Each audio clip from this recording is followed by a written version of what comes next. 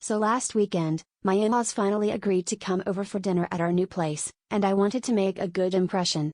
My wife suggested I make my famous lasagna, which, to be fair, is only famous because I once accidentally set the oven mitt on fire and her family still brings it up every Christmas. But this time, I was determined, no flaming textiles, just pure culinary excellence. I even bought one of those fancy aluminum pans that look like you know what you're doing. Things started off pretty well. I layered the noodles, sauce, cheese, more noodles, more sauce, and, for good measure, more cheese.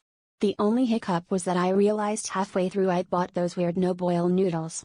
The box said oven ready, but I swear they looked more like building material than food.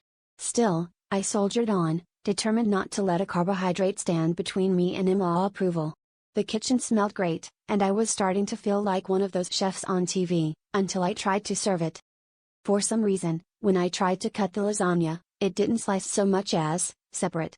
Each piece slid away from the next, as if they were repelling each other. My wife's mother politely asked for a corner piece, which promptly disintegrated into a neat rectangle, almost like those little squares of insulation you see in hardware stores.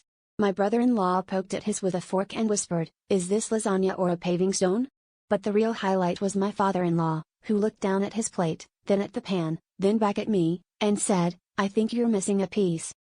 And that's when I realized, my lasagna had turned into a jigsaw puzzle, and, just like my relationship with my in-laws, there was always going to be a piece missing, preferably one that didn't taste like drywall.